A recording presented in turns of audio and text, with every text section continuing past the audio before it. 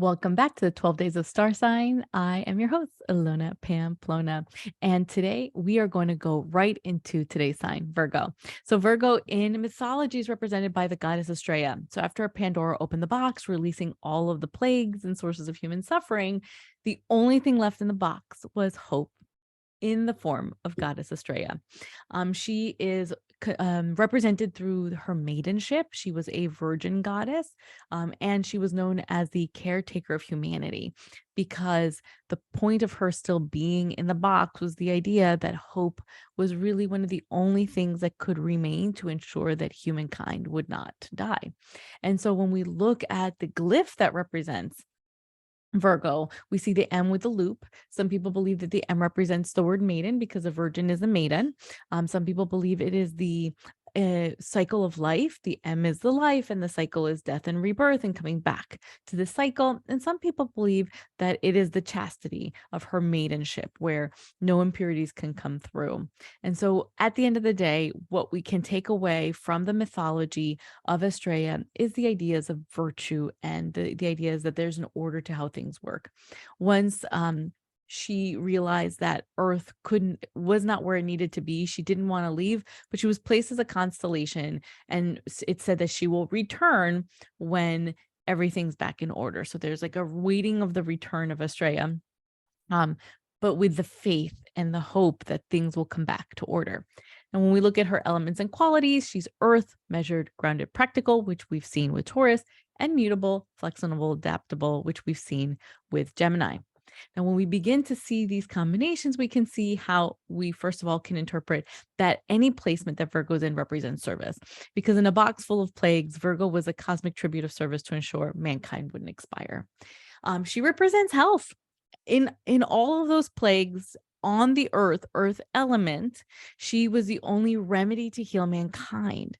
And it was interesting because she's mutable. It's like she wanted to stay until everything was healed, but she was adaptable to enough to know that she didn't have to stay, and there were moments where she could return. She was not fixed to not leaving until it was all done. She was adaptable to enough to know that it would be taken care of and that she could return, which goes into the logic that Virgo often displays. Virgo, like Gemini, its mutable friend from that we've seen before, is also ruled by Mercury, and Mercury represents, remember, our thoughts and our words. However, unlike Gemini, that's the mental space with the intellect and constantly being in the mind, Virgo is earth mutable, which is she's able to take that mental space and ground it in and create logic out of all the mind space. So we have logic, services, health to really come in and see as new interpretations or additional interpretations to what you already understand of Virgo. And if you want to know how Virgo impacts your chart, you would just go around and locate it on your chart with the glyph that we mentioned before, the little M with a closed loop.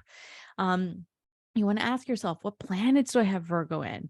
I have the North Node, which is what I'm here to embrace. I have Jupiter, the planet of expansion and fortune, and I have Saturn, the planet of responsibility, all in Virgo and all in my ninth house, my house of wisdom, religion, and philosophy. So I came here to be of service with my philosophies. I came here to be logical with what I understand, not to get lost in the excitement of my thoughts, but to be really grounded in what I understand and how I share that with the world. And then if you have Virgo in an empty house, don't worry. You just get to say, what house does Virgo rule? So for example, me, Virgo rules my ninth house, which is the house of, like I said, education, philosophy, wisdom, also travel, foreign languages. So those are the ways that you get to bring in order, logic, and healing. By the way, I speak many languages, so it's no surprise that I'm able to make logic out of language with these placements in my chart. So I'm curious to hear, what have you learned? What are you uncovering about yourself? What are you discovering in your chart? Contact me, email me at Ilona@ilonapamplona.com. I cannot wait to hear what you're learning, and I'll see you in our next session with Libra.